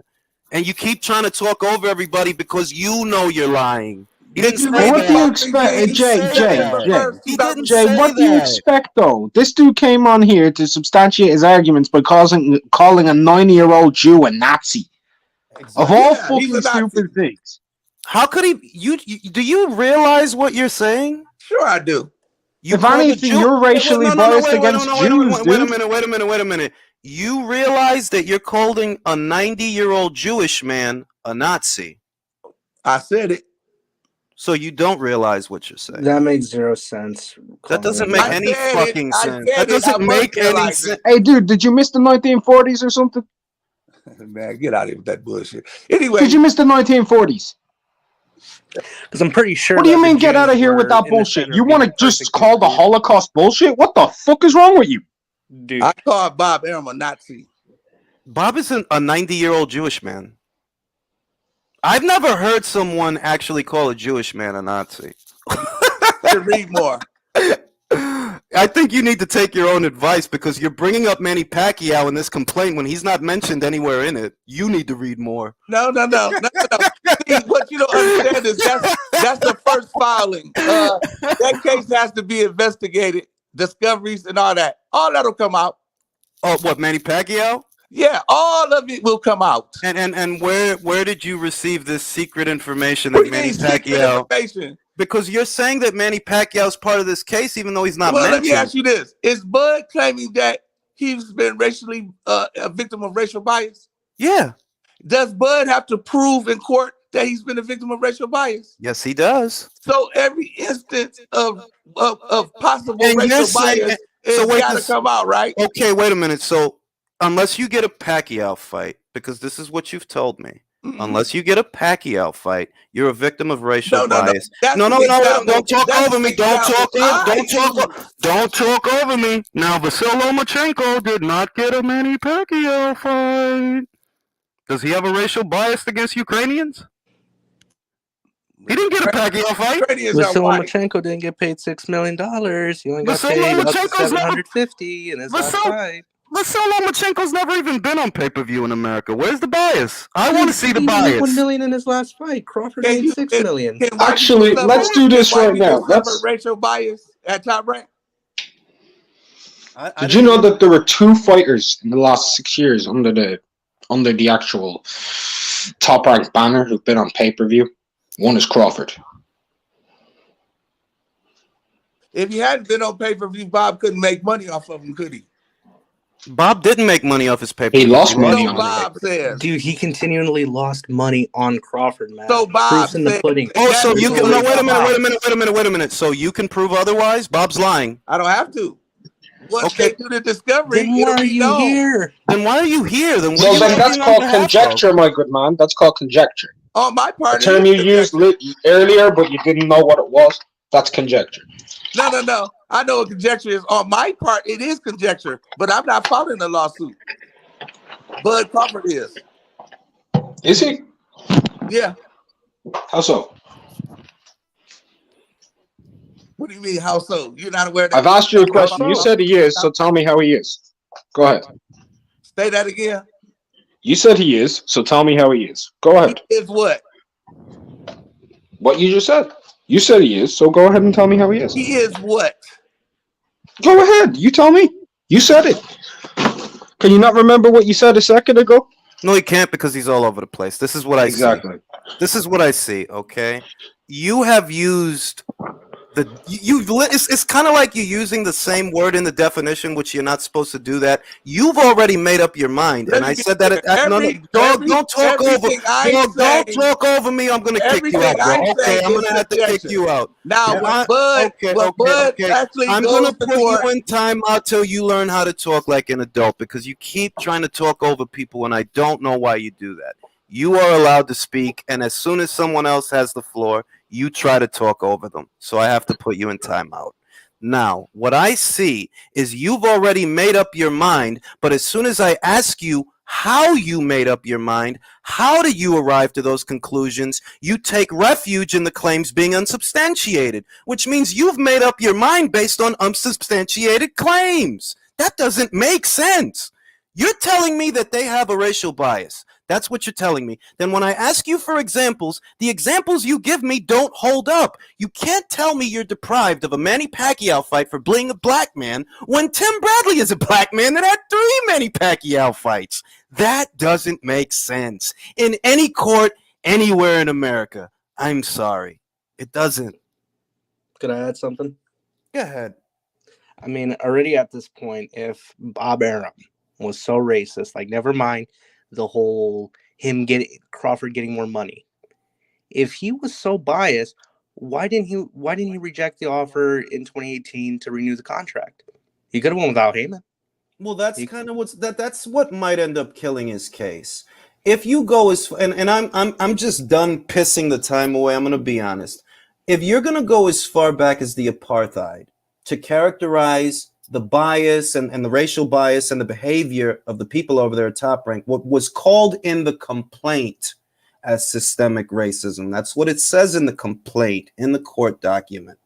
If you go as far back as apartheid to characterize it, right, that means when you first signed to Top Rank, all of this must have been going on. Okay, maybe you didn't know then. But after that, you signed to them again. So they can't be that bad if you signed to them again. I mean, he already made his bed. Now he has to lie in that. He's been with Top Rank for what, going on 5 years. He's been with Top Rank more than that. You know, no, 2018, 5 years. He got more money. Between that point on, when he had the renewal on his contract, to now, he could have left. He could have been like, you know what, this ain't for me. If you can't give me the fight, I'm gonna back out. I'm gonna buy my way out of my contract and go to the PBC. I mean, look, I'm gonna be honest. That was honestly one of the most childish conversations about legalese I've ever had, because he knows what he's saying is pure bullshit. All right. You cannot keep going back to the claim. If I ask you, well, how do you substantiate it? Because I've asked him, okay, you've made up your mind already on this. I know you have. How do you substantiate that? And you're not telling, well, I don't have to substantiate it. That's what the case. Yeah, but I'm asking you, bro. You made up your mind already. Then when I ask you, you refer to the case. I refer to the case, you go back to you. It's like, come on, dog. Stop being a fucking little kid, man. He's trying to make an opinion into a fact, but we already know that doesn't work. You can't sit here and tell me that Crawford not getting a Pacquiao fight somehow is an extension of the systemic racism when Tim Bradley got a Pacquiao fight. Even Spence ended up getting to fight Pacquiao. Spence never ended up fighting Pacquiao because of the injury. Okay, he wasn't able to do that. But what was the point? What was literally the point of him going through all that? He didn't make any sense. Well, I'll tell you why. And this is just, once again, everything that I've discussed in every video I've had referencing the case discusses what is in there. You understand? I'm not talking about random shit. I'm looking at the case and talking about what's in the case. So when you say that you were deprived of opportunities because of the systemic racism at Top Rank, I'm going to ask you, okay, well, why were you on pay-per-view more times than everyone else? That is not an opportunity that you were deprived of. Now, you brought up Floyd Mayweather Jr. Floyd Mayweather Jr., who alleged that he was held back by Top Rank because they didn't want to put him on pay-per-view. But with you, they put you on pay-per-view 3 times. They didn't put Vasyl Lomachenko on pay-per-view, or Oscar Valdez, or Miguel Burchell, or any of those fighters they got over there. Not Emmanuel Navarrete, none of them. They put you on. You've been on pay-per-view more times under the Top Rank banner than Tyson Fury. So how do you substantiate what it is? And this is why I kept asking that, not just to this guy, because this guy's, like I said, he's all over the place. Like, Doug, I don't know. Maybe you studied law, but I can see you didn't win very many cases. Okay, and I don't got time for the silly, goofy shit. All right. Now, if you're being asked to characterize your mistreatment on the premise of race, you're gonna have to do that. Period. You're going to have to establish at what point did it happen? When did you realize that Top Rank was a racist organization? Was it before or after them? Was it before or after you re-signed to them? Because you did re-sign to them. You did. You signed 2 Top Rank contracts. When did you realize that this was going on? You claim you were defrauded, and this is the part that's a gray area for me. I talked about this. The Igis Kavaliauskas purse, $3.5 million. Crawford's contract minimum. The Amir Khan purse, 4.5 to 4.8. I forget. That's well above Crawford's contract minimum. The Sean Porter fight. You got paid 3 times as much to fight Sean Porter as you did to fight Igis Kavaliauskas. So once again, I say, could it be that the reason he was paid so much is because of the bonus? There is a bonus mentioned. Every fight Terence Crawford has that is not the Errol Spence Jr. fight, he is supposed to be paid a bonus. Okay, well, I noticed that the fights you had after that, they're in excess of your contract minimum. Is that what those bonuses are? Those the bonuses? That's the question. I don't know, but I do know that every fight after the Kavaliauskas fight, save the Brook fight, you got paid well above your contract minimum. I mean, at this point, like Crawford's getting a lot of money than actually what his fights are worth. And him pulling the race card doesn't make any sense, because if he was getting paid crumbs, let's just say that he was getting paid $500,000 and that was guaranteed, and he's only pulling away from pay-per-views maybe 400,000. So if he's making 900,000, I'm like, well, yeah, he can make more money. He could possibly be getting robbed out of making more money. But if he's making millions upon millions guaranteed, then really there's no argument. There is and if no he argument. Says, oh, well, Arum has a bias towards white and Mexican fighters, then why did Valdez, according to Sports Zion, get around $350,000 to $400,000 for each fight, including his most recent one against that Conti Cow guy? I would like to know what Latino fighter under the Top Rank banner is getting more money or was getting more money than Terence Crawford. None off the top of my head. I can't name anybody. Lomachenko and Valdez. And what Latino fighter under the Top Rank banner has made as many appearances on pay-per-view as Terence Crawford? None to my knowledge. All None right. to me. Hey, Jules, you're not bringing that guy back, right? Is he gone? Please don't bring him back. I mean, that guy. You know what the thing is?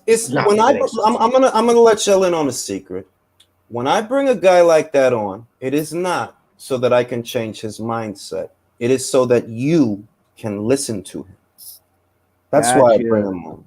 Because I mean, because a guy literally just said that the Jew was a Nazi. That just tells you everything you need to know. Well, no, a guy who was says unreasonable. That's what he was. A guy who says that Crawford not getting a Pacquiao fight is an example of the racial bias, right? And then when I tell you, well, Tim got 3 Pacquiao fights, so how does that work? It kills it right then. And like, it's not me, mate. It kills it, bro. You're saying that, okay, Bob and Top Rank did not allow black fighters to fight Manny Pacquiao. That's what you're telling me, right? Okay, then how did Tim fight him 3 times? Make sense. You know who else fought him? Somebody pointed out in the comments. Shout out to them. Joshua Cloudy fought him. He's black, ain't he?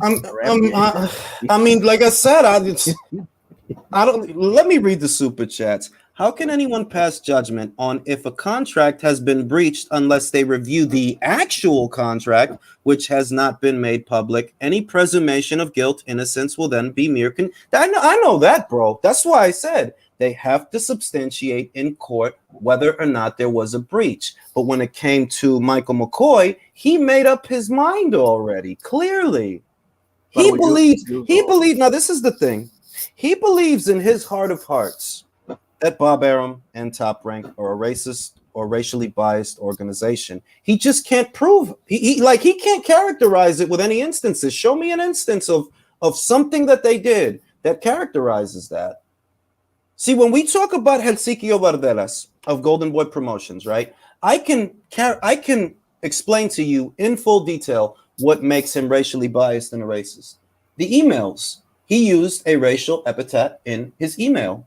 And it's out there for anyone to see it. What he called Al Heyman was, in fact, a derogatory term and a racial epithet. And there is proof if I bring up Helsikio Valderas of Golden Boy Promotions. Now, when you talk to me about Bob, okay, show me something like that. I mean, Bob can come off as being blunt, but I'm like, look at the time he grew up in. Hey, listen, it's not even the time. It's that being an asshole doesn't mean you're a bigot. It doesn't. Yeah, true. Because he's an asshole. What I know about Bob is that he's an asshole to everyone. Yeah, he called Rigo boring, but he called Bevo boring 2 weeks ago. By the way, Jules, a quick question. But before I ask, Swab and Country backstage. I think they're trying to get in. Yeah, I'm trying to limit the panel because a lot of times I get too many guys talking over each other, and I'm getting a lot of complaints about that. Wait, how many people are actually on the panel? Right now, there are only 3.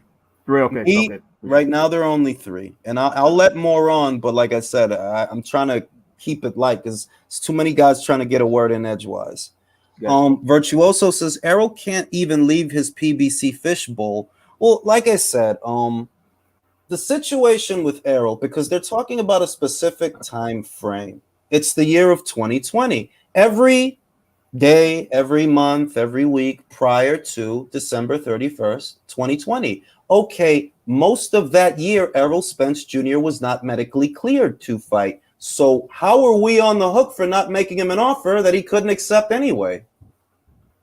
That doesn't make sense. The man wasn't cleared to fight till September. And when he returned in September, he already had a fight booked with Danny Garcia. Now, granted, you could have made him an offer after the Garcia fight. You could have. But what did Errol tell you a year and a half to 2 years before that? I'm not fighting on ESPN. He said that. Jules, you know what also he said? He said that backstage, why fight you when I could take the easy route and fight Sean Porter? I mean, a lot of this is common. It is. I mean, come on. What are we talking about here? Why does it have to be so complicated? It's not complicated. Now let me read Sly Tendency's comment. This dude called a Jewish person a Nazi. Bob lost family members during World War II. You've fallen out of the gutter and into the sewer. What I'm going to say is the insensitivity, because I don't think he realized what he was saying, to be completely honest. It's either that or he's willfully ignorant.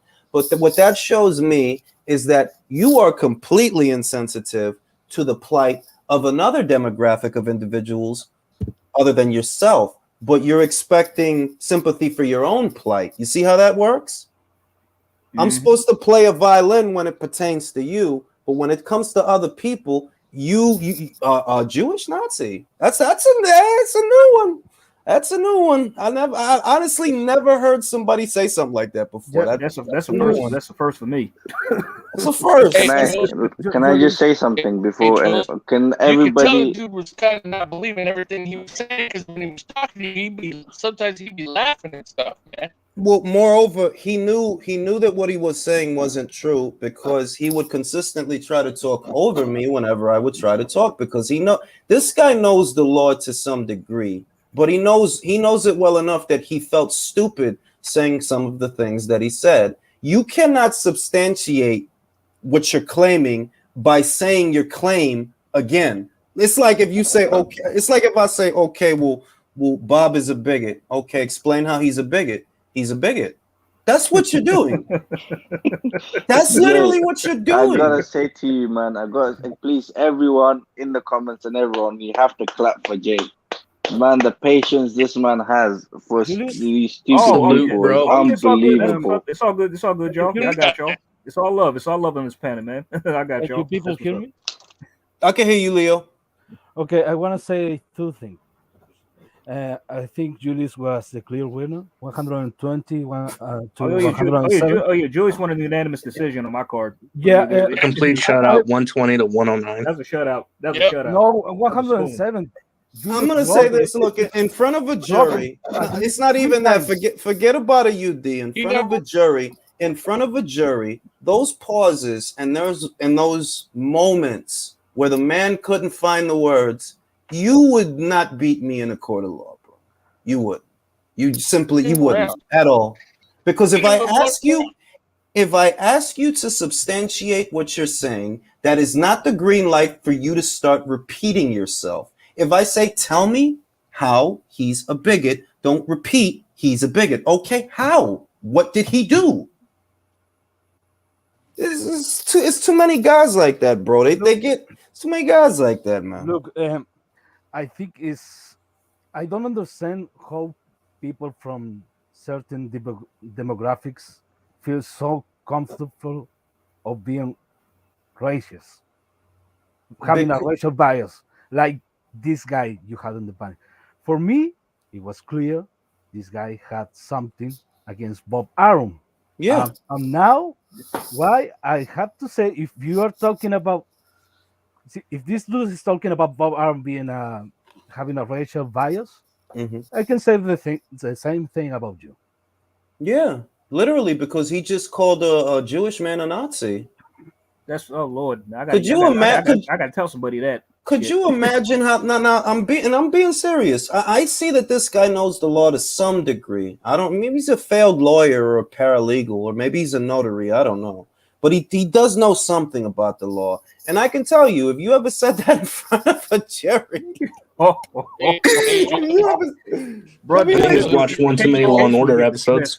I honestly think, I'm actually with Iron on that. Maybe he just watched a lot of Law and Order episodes because it's like, yo, dog, you sound like a fucking idiot. If I ask you to substantiate the claim that this individual is racially biased, make it make sense. What did he do? You have to make it make sense. I'm not supposed to make it make sense for you. You have to define what action did he take? What did he say? What did he do? What happened? When did it happen? Okay? And how that constitutes your claim. I know why he's racist. You want to hear why? What? He's racist. Exactly. Yeah. But just exactly. When you asked him to like prove it, and the crickets were there, and I lost at the start of laughing there because like he just had no answer. Country, you sound like you're trying to pass through Asgard or something, man. Your signal's real choppy, country. Your signal's real. There's a lot of static. Yeah, dude. How about right now? But let's be real. Let's be real. Bob Arum is a rich old guy from the past century. He must be the devil, right? No, this is what I'm gonna say, and I want everybody to understand this because I think that most people don't realize what I'm talking about. I do not know, and neither do you, and neither does anyone other than whoever's in the company of Bob Arum, what he says or what he does behind closed doors. Thus, I cannot assert his innocence to you. What I can do is ask questions, and that's all I'm doing based on the case. I think this is lost on a lot of people because they want me to assume that and I'm not going to assume that he's guilty. No, that's not how court works. All right. Maybe it works like that in the court of public opinion, or maybe it works like that on Twitter and YouTube, but in actual court, no, it doesn't work like that. I'm sorry. I'm not going to jump to the conclusion that he's guilty or he's this or he's that just because you believe that. So when I ask you questions, you either have the answers or you don't. And if you don't have the answers, you don't have a claim. Period. Oh, you didn't get a Pacquiao fight, right?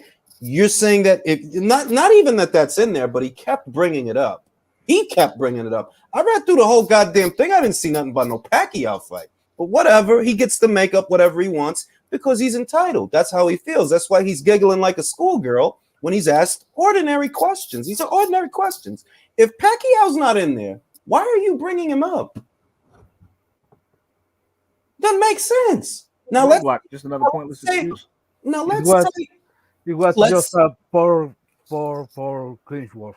now let's say Couple. that Pacquiao Right. were in there. Let's say that he were in there, and let's say that Terence Crawford did use that as an example to substantiate his claim. Okay, how is not getting a Pacquiao fight? How is not getting that fight equivocal to being the victim of systemic racism within Top Rank when Tim Bradley fought that same Manny Pacquiao 3 times? According to you, Tim Bradley should have never got that fight once, let alone 3 times. The only thing that can sustain this claim, if this was the case, if Terence Crawford being paid far less than every white guy or Mexican guy. Exactly. It's the only way. It's the only way. And this is the funniest thing. And this is why, as much as I like Terence Crawford as a fighter, he seems very ungrateful to me. And here's why. When he became an undisputed champion, he goes up, he fights Jeff Horn, he gets offered a renewed contract. The renewed contract was worth a lot of money. Brian McIntyre, his manager, was very excited about it. There are quotes that this is one of the best deals out there for a guy, right? This is supposedly from this company that is so racially biased, right, against black fighters. Yet Brian McIntyre characterized the deal that they entered into as being monumental. Terence Crawford, he was very excited. So what that communicates to me, right, based on your story and your account of events, is that when you entered into that deal, I guess you had not identified these unethical practices, I guess, because you signed to these people 2 times, all right? Your contract was up after you became an undisputed champion. If they had the reputation you're saying they had, why would you have signed to them again?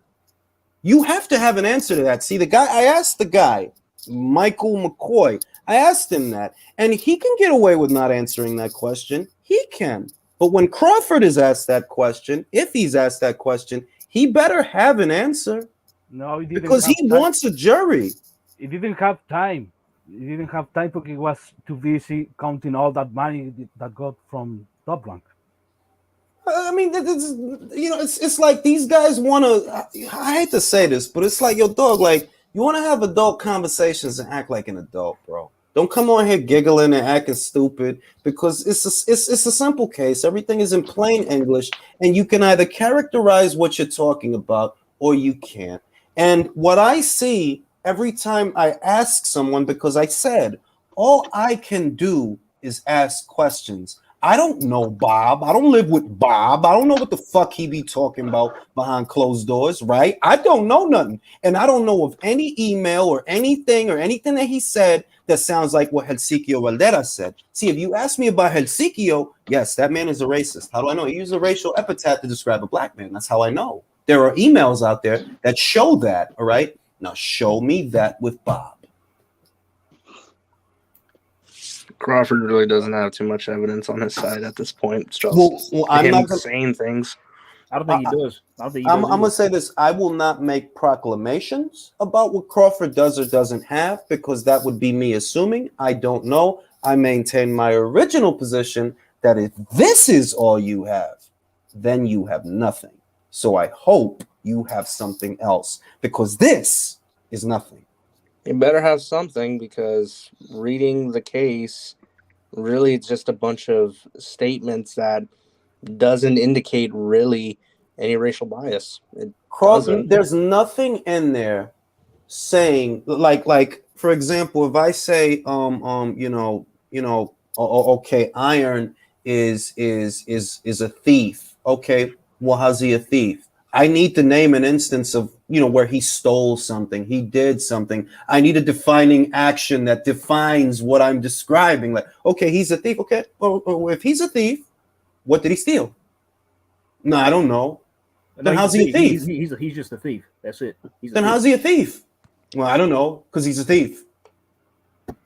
This is the loopy fucking argument this guy. Like, with all of Tim Bradley's fights with Pacquiao, he roughly almost made freaking $20 million. How is that being racially biased? It's Giving a not. man Bro, almost $20 million to he's fight the same guy getting. 3 Let me times. just chime. How can you call him the N word, the house N word?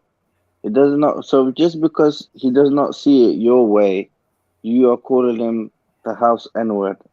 Well, I don't think. I So mean, and for what even it's worth, us, Sawab, he'd never say that to his face. So that's just more internet. bro. Even Internet. even to the people like whoever's on this panel, some are Mexican, I'm Afghan. There's whites, there's blacks, there's everyone on here, and we all have a common understanding that this Crawford, this case of Crawford is bullshit. Is going to be thrown out of court just because we say that, and I think I've been called a racist just because I said that. And Listen, I just got. because of Listen, that, I there are got. people say that the racism, that I'm basically saying that racism doesn't exist. Listen, I said this in one of the videos I uploaded about maybe a day or so ago, maybe 2 days ago, that there's certain individuals. I do not make generalizations about entire groups of people. I do not do that at all, right? I'm saying on the individual level, there are some guys who think that they have the right to judge and no one else does. Period.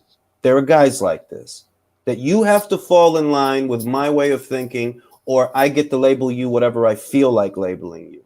There's guys like this, all right? You have to like what I like, and you have to accept what what I want you to accept. That's how the mindset seems to work. And it's like, no, you're not. If you know anything about a court of law, you're innocent until proven guilty, bro. Not guilty until proven innocent. The burden of proof is not on Bob Arum to assert his innocence. You have to prove he's guilty. Bro, that's my whole point. How can they put something on Bob Arum just because Spence didn't fight him? I wrote in the comment as well. I'm gonna say it again. A black man didn't want to fight you. A black promoter didn't want to make your fight. The black people, the LGBTC, didn't want to see you. They were chatting shit about you. Just because now you have left a white man, they call you a slave. They've called you all sorts of names. They've called AJ all sorts of names. They call him just because he's with Eddie Hearn. They're using this race card. It just does not make any sense to me. So if anybody Well, that has listen. deprived you from a fight are the people Sawab. from This is your what I'm gonna say. community. Let me say this, Sawab. One, I'm not comfortable saying. I don't use buzzwords. I define things as they are. So I'm not gonna say he's using any card. I'm talking about your complaint. You're making a complaint that you were treated a certain way, and the strange thing about your complaint is it doesn't characterize how you were treated. You're bringing up hearsay from Floyd Mayweather. He did not define. No, actually, he did define how he was mistreated. He did. He defined being mistreated as a man of color by Top Rank because they wouldn't put him on pay-per-view. Now, you used Floyd, who used that as an example. Now, what's the difference between you and Floyd? You were on pay-per-view, Terence Crawford. You were on pay-per-view 3 times. So if you're bringing up Floyd as an example of what you're talking about, it debunks what you're talking about. He characterized being mistreated by not being put on pay-per-view. You, in turn, were put on pay-per-view 3 times. So he cannot be the example of what you're describing. You use him, you debunk your own argument. How did Floyd define his mistreatment? I wasn't put on pay-per-view. Okay, Terence, were you put on pay-per-view? Yeah. How many times? 3. So were you mistreated? Not by Floyd's definition, you weren't. Oh shit! I didn't realize Lomachenko that came versus after. Teofimo Lopez for an undisputed fight, so-called undisputed fight. That was not put on a pay-per-view, but you was. Exactly. Yeah. I forgot. Oh, yeah, you're ringing. Yeah, that all came after he left Top Rank Mayweather, right? Yeah, he was on pay-per-view because when he went to Showtime and all that. And yeah, I mean, this is what I mean. Yeah. The argument that is being made is that unless Bob does whatever I say and coddles me and kisses me and tucks me in at night, oh, he must be a bigot. That seems to be the argument. That's how it reads. Because I'm like, Bob isn't. I don't see Bob. I see that he's an asshole. I can see that. I've worked with guys like Bob. They're assholes to everyone. Literally to everyone. He's a 90-year-old man, 90 years old. They don't have the same patience as they used to. I mean, honestly, really, a lot of old guys just end up being assholes. But moreover, if you've been in this industry for 50 years, yes, it's going to turn you into an asshole. You know, you might have come in with wide eyes and you were very optimistic, you know, like those Japanese animes, they got the big eyeballs with lights, Yep. you know, there's a lot of lights in them. Yeah, you might have came in that way, but you're not going to leave that way. Bob Arum called Teofimo Lopez a schmuck No. in front of him. This In bro, front this of is what I everyone. mean. This is what I'm. You schmuck. He look at what he said to Gareth Davies. Gareth, why the fuck are you wearing sunglasses if you're in the house? It's like, bro. Maybe he was dissing Kate Debo. You got this old broad from the UK calling him. Yo, dog, it's like he's literally what I see is that he's an old cat, so he gonna be mean to everybody because he's just a mean old motherfucking man. But you cannot run around saying whatever you want about anyone in a court of law. You can do that on Twitter if you want. On YouTube, you can do it on YouTube and Facebook. Hopefully you don't get banned or whatever, but you can't do that in court. And what are we talking about? A court proceeding. I'm not talking about how you feel, you know, that bullshit. I know you want to believe something, you know, because you think you're entitled to believe that in the absence of evidence. And maybe you are outside of court. In court, we need some evidence. You know why we need evidence? Because he wants $10 million, bro. Okay, if you want $10 million, show me what happened. I'm surprised that's all he's asking for. He's not asking for more. Shit. Just end Let me read the super chat. Imagine arguing this with get the smoke Oh is God, child. that guy, man. Yeah. Another like bro, like Oh Lord, childish shit. He has so much love for Wilder. It's not even crazy. Bro, let me read the super chat. Gunner Forever, IQ love the show. Saludos from East LA. Appreciate you, Gunner. This is the thing. Michael McCoy argues exactly like Get the Smoke, and these are circular arguments that come back to the beginning of themselves. You know what I mean? Like they are, and it's like I don't like arguing that because, or at least I don't like talking to people like that because I'm not gonna achieve anything by talking to you. That's why I told you when I bring him on, it's not so that I'm not gonna convince you of anything, bro. I said you already made up your mind. I want people to hear you. That's what I want. I want them to hear how dumb you are. Because there's nothing that can be done about it. I can't do nothing about it. When I ask you, can you tell me why you believe that he's bigoted? You won't even tell me, bro. I asked him, okay, you made up your mind already, right? We know you made up your mind already. So characterize it for me. Well, I don't have to characterize it for you. Terence Crawford is going, all right, so tell me what Terence said to characterize it. Oh, no, but I'm like, yo, dog, like, come on, dog. Like, what the fuck? You argue like a 12-year-old, bro. Bro, the funny thing is, Crawford himself in the press conference after his fight, straight away after his fight, said, I'm a free agent from now on. Bob Arum could have just came out and said, I'm not gonna deal with you anymore. I've lost all my money with you and everything, but it wasn't the case. Crawford himself. This is what I have to add to that, right? Being an asshole. Nobody likes assholes, you know. Nobody want to deal with an asshole. And Bob's an asshole, right? But that asshole got you millions of dollars. When you get out there, it's not on your dime. It's not on Terence Crawford's dime. Terence Crawford is not paying to do the Kell Brook fight or the Mean Machine fight or the Amir Khan. No. Top Rank and Bob Arum are paying for all of that. And you are an ingrate because this is how you thank them. It's unfortunate that Crawford didn't get to fight in the fights that he wanted to fight in. But how is that Bob Arum's fault? What was Bob Arum going to do in that situation? What? He could have tried, but just like you always say, it takes two people to make a fight, but it only takes one to fuck it up. Exactly. What can Eddie Hearn do for Boo Boo Andrade? What can Eddie Hearn do? They offered nobody wants to fight him. You know what's not being said? Before any of this happened, before it even became, and this is before Crawford and Spence actually became a hot topic. Adrian Broner was offered the Pacquiao fight while Manny Pacquiao was still a top-ranked fighter. He turned it down. Danny Garcia was offered the Manny Pacquiao fight, something like $3 million guarantee and an upside of the pay-per-view. This is while Manny was still with Top Rank. He turned it down. You cannot you cannot say that, oh, well, Top Rank has a bias against black fighters, and that's why I didn't get the Pacquiao fight when they offered Adrian Broner the Pacquiao fight, bro. Didn't And Eddie Tim offer him a Brad- contract too? And he said it was a slave deal. Yeah, but that's separate to the Yeah. argument that if you're Terence Crawford and you're in a court of law and you're saying that I didn't get the fight because of this, okay, then why'd they offer it to Broner? And how did Tim Bradley get it? It doesn't make sense. And you can't say that they didn't try to get you fights because they made Keith Thurman an offer. They made Danny Garcia an offer. Keith Thurman is on camera saying he was made an offer by ESPN. Danny Garcia is on camera saying and his father. Y'all on camera. Like, dog, like you can't blame them because people didn't want to fight you. Doesn't make sense. Nope. There is some Sorry, go Leo. I want to ask this question. There is some precedent of Crawford wanting to be on release from his contract after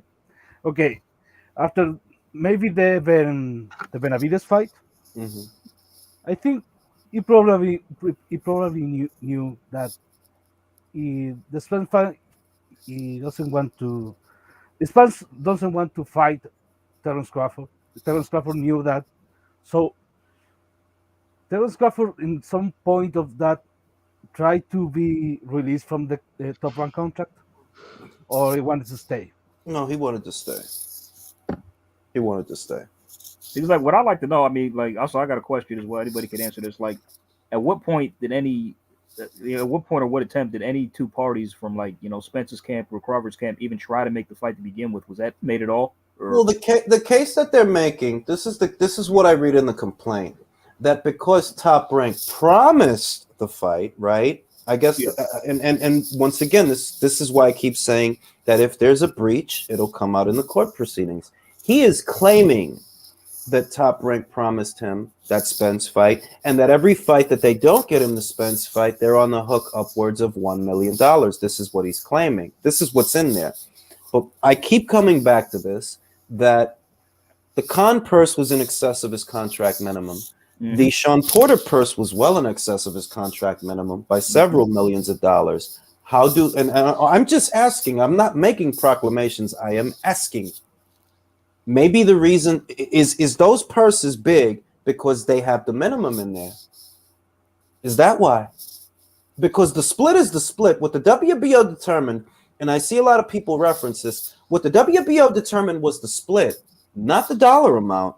It's the split they determined, all right? The pot, however, Top Rank put up the pot. Top Rank put up the pot. So Top Rank felt so inclined to give you $6 million for this fight. Now, how do I know that $1 million of those dollars was because you're fighting Sean Porter and not Errol Spence, and perhaps another $1 million of those dollars is because you only made 3.5 with Igis Kavaliauskas? How do I know? This is what I mean. Because they paid you well in excess of your contract minimum. They did. They could turn I don't know that they can't turn around and say, well, we gave you your bonus, bro. You got $6 million for Sean Porter. Why did you think you got $6 million for Sean Porter? I don't know.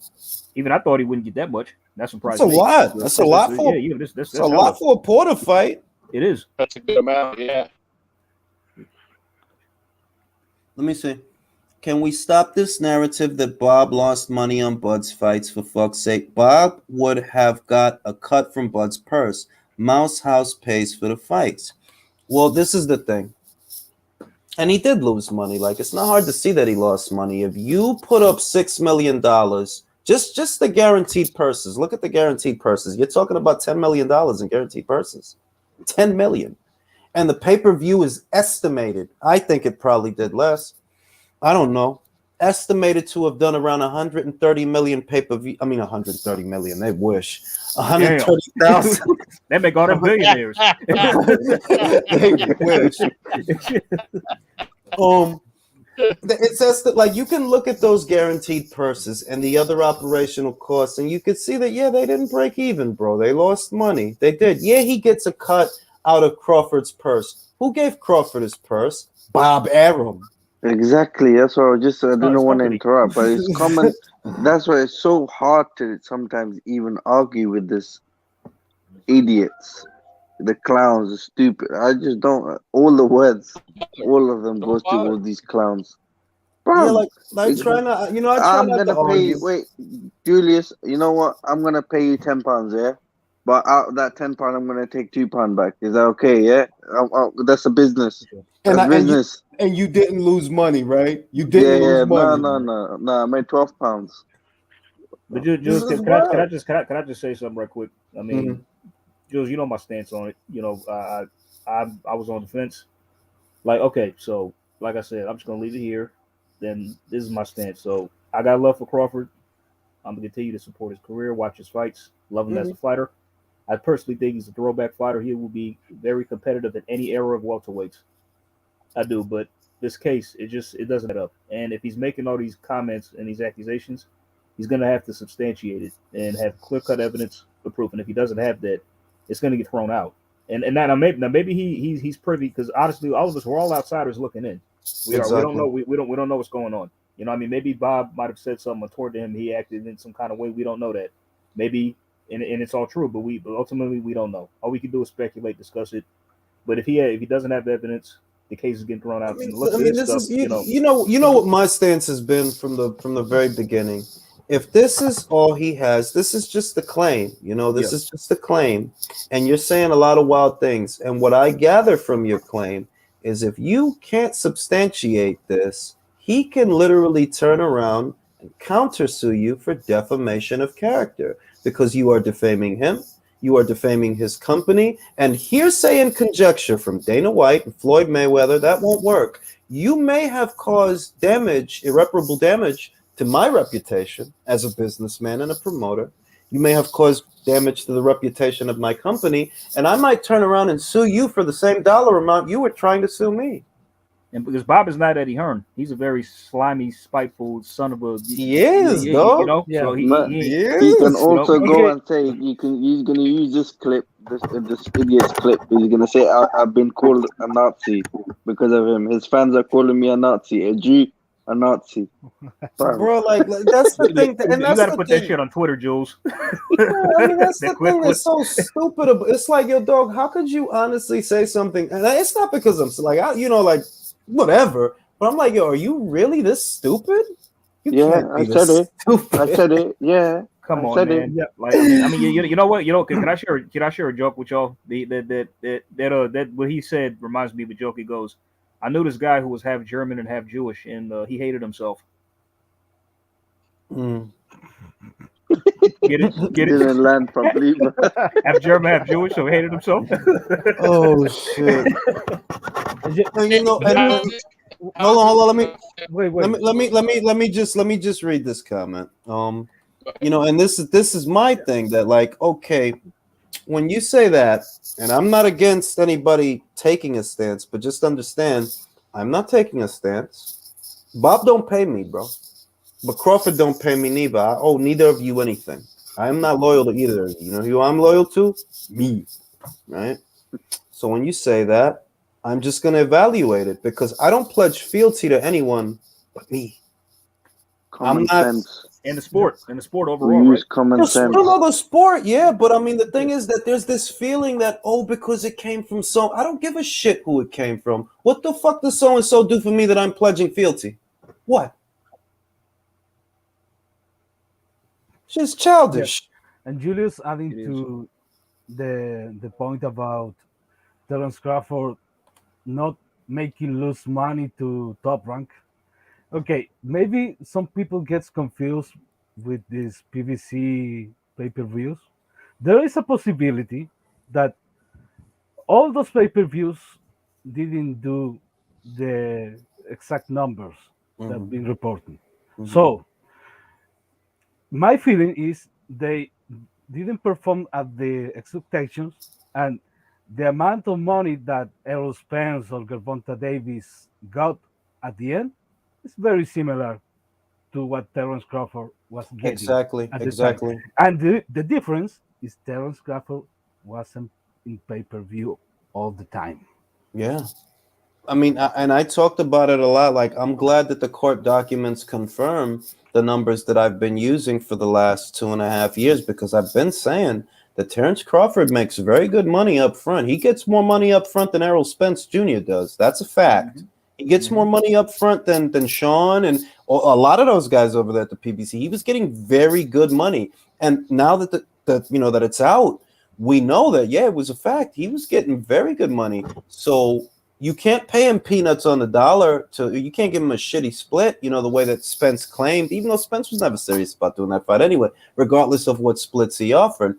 To Liam Rockwell's point, you can't think that because Disney is the umbrella that it all falls under, that gives ESPN unlimited access to Disney's money. It doesn't work like that. Everything is budgeted. You know what I Yeah. mean?